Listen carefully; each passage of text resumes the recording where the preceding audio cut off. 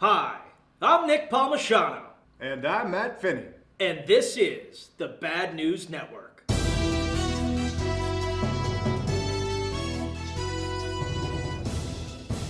Let's start with some happy small business news. After $1.8 trillion was requested, with only $350 billion available, and a ton of that money going to large corporations like Ruth's Chris, a lot of small business owners were pretty pissed. But don't worry, Congress has come to the rescue. They have approved $484 billion in additional loans that will most likely go to small businesses like Walmart, Amazon, and Best Buy.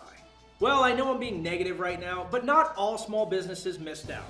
One industrious small business owner who owned a series of spas named Jamie Black Lewis had massive anxiety over the fact that her employees were now unemployed. So she went out right off the bat and worked hard to get those loans and managed to land over $200,000 in loans. Excitedly, she scheduled a Zoom meeting with all of her employees and let them know the great news. They were going to get paid again. Naturally, they reacted by going totally apeshit on her and telling her she was screwing them.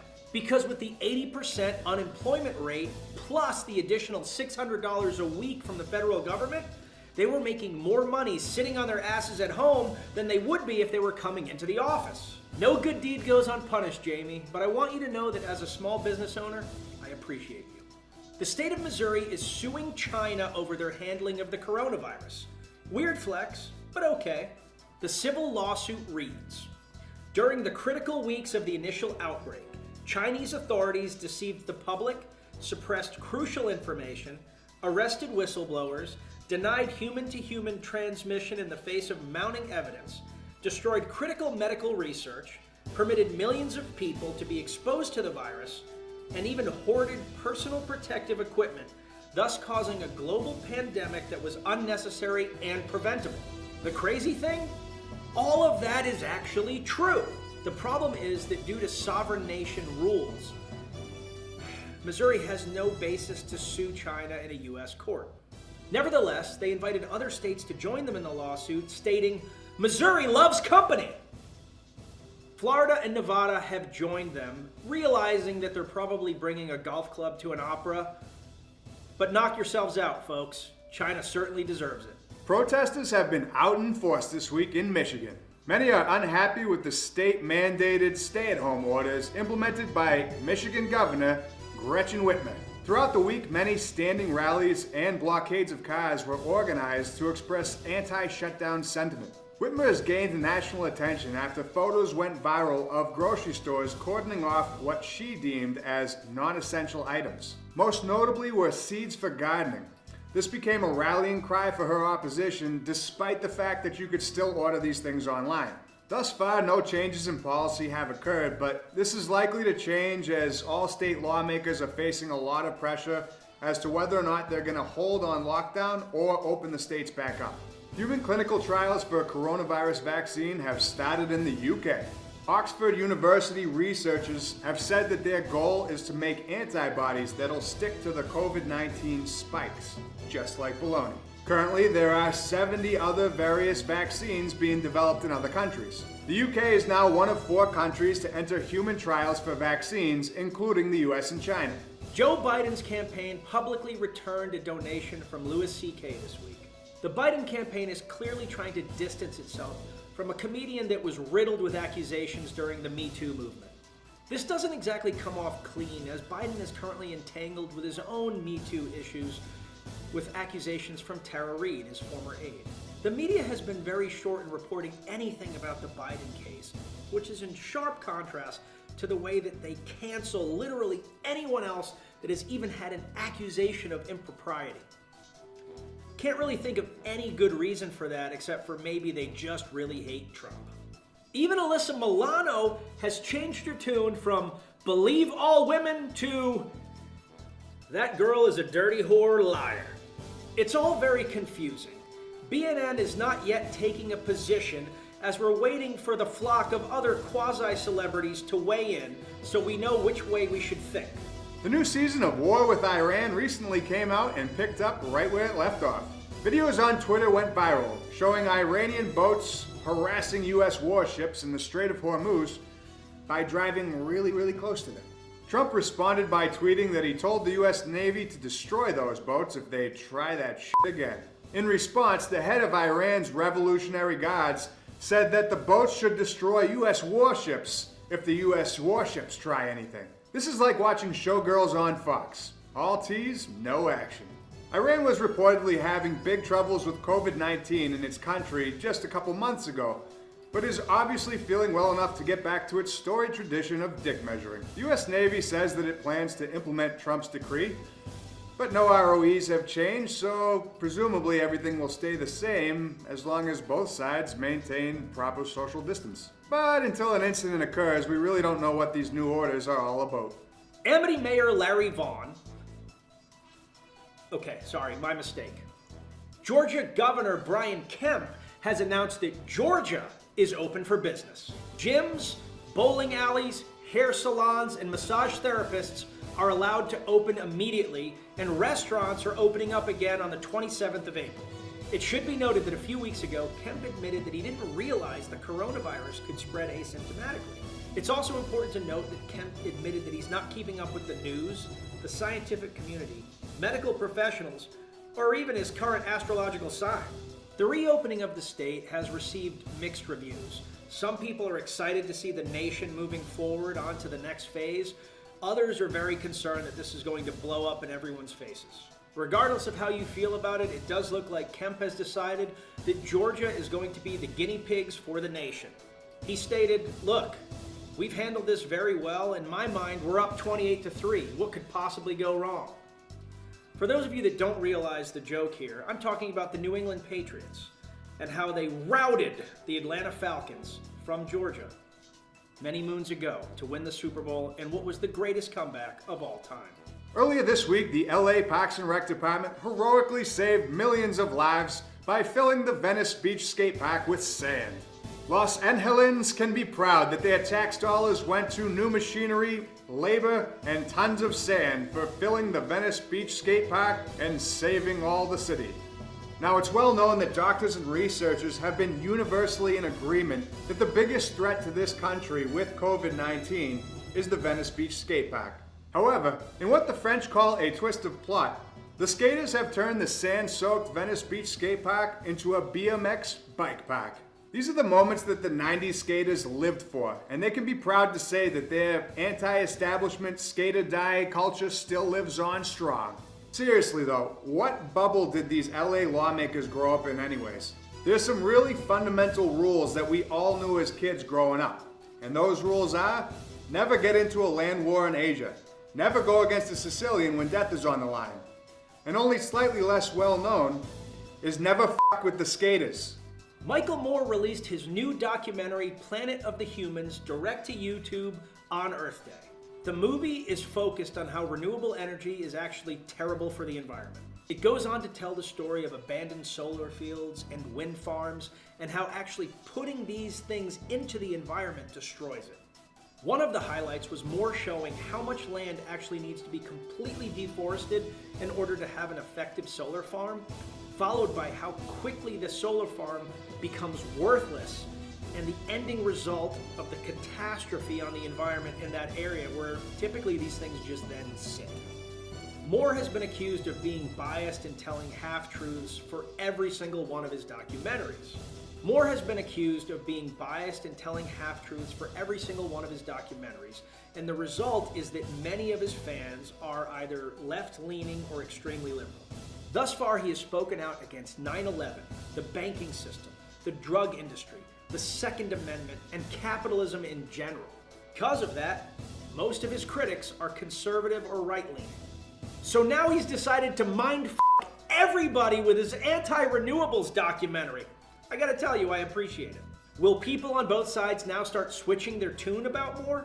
Or will we all take an inward look at ourselves and wonder, self, have I been rushing to judgment on things just because other people tell me that I should think a certain way, instead of taking a step back, looking at evidence, and making a rational judgment for myself? Probably that won't happen. On the lighter side of the coronavirus news, people staying in their homes and staying away from the environment has been great for Mother Earth. Air pollution around the world has dropped drastically. In places that are known as the worst pollutants, air pollution has dropped 60% in only 3 weeks. 3 weeks! But don't worry, scientists have predicted that the second we're all back to it, we will start polluting again like a motherfucker. No one believes we're gonna learn a single goddamn thing from this. Go humans. It's been 7 years since the Boston Marathon bombing, and this year Bostonians are celebrating Patriots Day from the confines of their own homes due to the coronavirus. Runners everywhere were asked not to run the marathon on their own and to respect social distancing and stay-at-home advisories. Some runners have run their own version of the race to honor the Boston Marathon. Still others have showed their videos or photos of past races on Instagram or Facebook.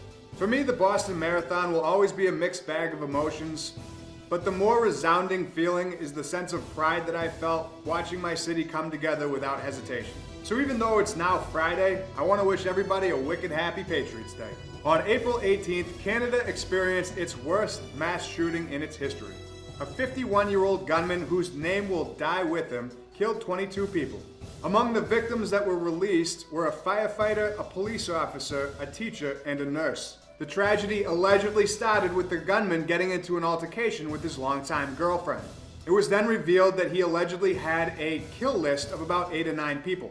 The chaos lasted for over 12 hours, but that's due to the fact that he was dressed like a police officer and was driving around in a car made to look like a police vehicle. It wasn't until the girlfriend escaped and was recovered that she gave the tip that the man was dressed as a Royal Canadian Mounted Police officer. She also gave the specific number that the car had on the side of it, which the Royal Canadian MP zeroed in on. The killer was eventually gunned down outside of a gas station some 50 miles from where everything started. It's said that while he had a specific list of people he wanted to kill, it wasn't long before he just started shooting people indiscriminately. Canadian authorities are still currently trying to figure out all the details of the case, which led to such a prolonged tragedy. The United States is closely monitoring at least 2 different intelligence sources on the health of Kim Jong-un. After recently missing his grandfather's birthday celebration, he hasn't been seen in 4 days. On April 12th, intelligence services reported that Kim Jong-un was going through a heart procedure because of being overweight, excessive smoking, and being overworked. The top North Korean leadership is aware of the buzz about their great and glorious leader's health condition, but have thus far said nothing. With the Hermit Kingdom being very secretive about everything, but especially about dear leader, time will tell what the reality really looks like. We just received word that President Trump has dispatched James Franco and Seth Rogen to investigate further. The Jolly Scholar Brewery in Cleveland, Ohio is planning on hosting the world's largest virtual toast. On May 1st, the Facebook page of the company will host the toast, along with Les the Beer Guy Flake, who apparently is a Cleveland Indians beer vendor favorite. While the rest of the world can't actually conference in, the company wants everybody to send in videos showing proof that they were a part of the live stream so they can send it to recordsetter.com and break a world record. The Jolly Scholar owner, Matt Van, says he wants everyone of all ages to participate, whether it's with alcohol, juice, water, whatever it is that you want. And if you're thinking that this seems like a lot of work to do just to have a drink, remember that you're not going anywhere and you've got the time to spare. If you like helping out small business, then go on Facebook and help them out. They need it. They already have to be in Cleveland. But hey, at least it's not Detroit. California gun owners have U.S. District Judge Roger Benitez to thank for some realistic gun policy in California. Judge Benitez ruled against the California ammo purchase law that required people to have a background check and pay an additional fee just for the right to buy ammunition. The canceled decree also barred out-of-state ammunition dealers from selling into the state, which violated commerce law. Judge Benitez declared that the law was onerous, convoluted, and constitutionally defective, and it defied common sense. He then called the law's mom fat. This is great news for the Second Amendment, constitutionalists, Californians, and ammo suppliers that hate sleep and love working overtime. Arizona wrestler Anthony Robles broke a Guinness World Record by doing over 23 push-ups in under a minute with an 80-pound pack. Born without a right leg, Anthony Robles famously became a 2-time Arizona state champion and a national high school wrestling champion. With this accomplishment, he also raised money for the charity Disabled American Veterans.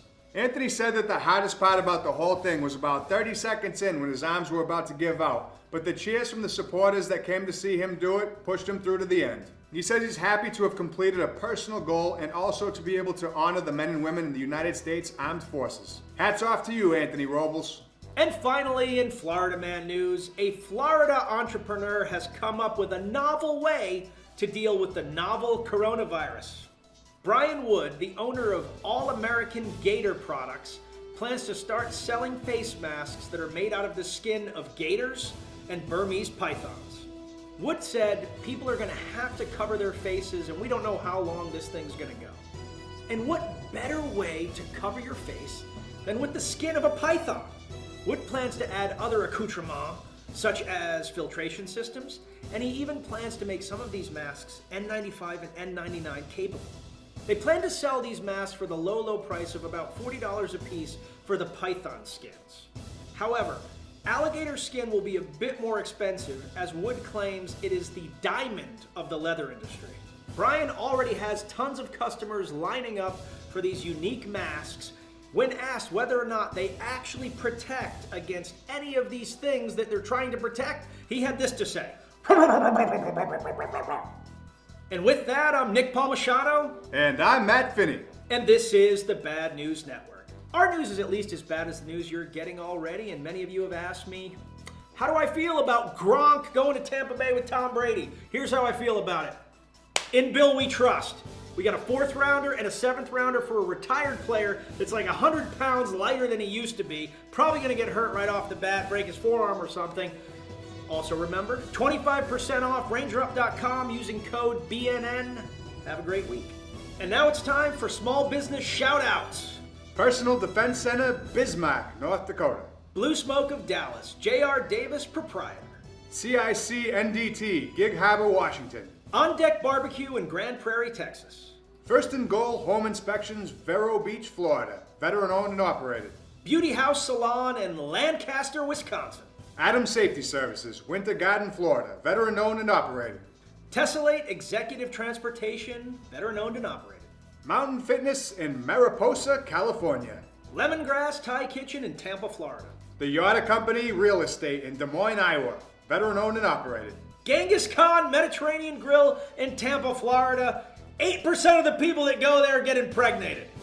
Sweet Tea Shakespeare in Fayetteville, North Carolina. The Vanilla Moose Ice Cream Shop in Aztec, New Mexico. Sunny Bunny Frozen Yogurt and Smoothies in Sarasota, Florida. DeBerg in Warrensville, Illinois. Summit Funding in Cincinnati, Ohio.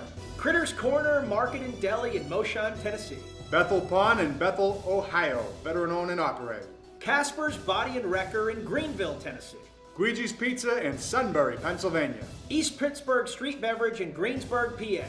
Frankie Flav's Craft Burger House in Harlingen, Texas. Black Hawk Brew Supply in Killeen, Texas. God's Country. Veteran owned and operated. Ming's Bubble Tea in Kent, Ohio. Death to Ming. Dan and Kay's Wing Cafe in Rocky Top, Tennessee. Rocky Top, you'll always be home sweet home to me. Bexar County Roofing and Remodeling in Bexar, Texas. Living Simply Soap in Tip City, Ohio. Warfighter Ranch Military Outreach Ministry, Glendale, Arizona. Hagerstown Roundhouse Museum out of Hagerstown, Maryland. Seneca Arms Gun Store in Littleton, Mass. Native American veteran owned. Willie Truck Service in Oregon, Wisconsin. I know it sounds like 2 states. This is what they wrote down. I didn't look it up to find out if it was a real city or if they screwed it up. We're just gonna go with it. Critters Corner Market and Deli in Mosham, Tennessee. Painting with a Twist in Aurora, Colorado. Not to be confused with Aurora from Wayne's World. Falls Florist and Greenhouse in Black River Falls, Wisconsin. Veteran owned. Rebecca Flott's Art on Etsy. Big Earl's Greasy Eats in Cave Creek, Arizona. Country Club Cafe and 3 C's Catering in Fallon, Nevada. First Call First Responder Church in Dover, Florida. Chappie's Auto Parts in Madras, Oregon. Benchmark Enterprises in Broken Arrow, Oklahoma. The Atlas Strength Shop in Baton Rouge, Louisiana. Veteran owned and operated. Semper Fi Guns and Ammos in Addison, Missouri. Visiting Angels in Bellingham, Washington. Tires for Less in Butler, Pennsylvania. J-Dog Junk Removal in Bellingham, Washington, better known and operated. Lane Splitters Motorcycle Shop in Las Cruces, New Mexico. Midtown Barbershop in St. Louis, Missouri. Sam Houston Edgeworks in Austin, Texas. Indochine Family Restaurant in Sierra Vista, Arizona. Miller Guns and Ammo in Las Cruces, New Mexico. Princess Teal and Camille Organic Peaches and Nursery, Cherokee County, North Carolina, better known and operated. DWR Construction Inc., veteran owned. Big Daddy's Diner in Cannon City, Colorado. Yeehaw! Jordan Lake Brewing in Cary, North Carolina. Blue Smoke of Dallas, J.R. Davis proprietor. There it is again. 602 Bar on Main Street in Bastrop, Texas. Peter Welch's Gym in South Boston, Massachusetts. They're good at fisticuffs there. Apex Mobile App in Richmond, Virginia. It's also where Matt Finney was raised on the art of throwing leather. El Cabrito Restaurante in Winona, Mississippi. PMT Customs in Quartzsite, Arizona. Leo owned. Saws and Stripes Custom Woodworking in Surprise, Arizona. Walden's on Main Street in Burgettstown, Pennsylvania. And that's all for small business shoutouts this week. Keep supporting those local businesses and remember the ones that take care of everybody during the pandemic.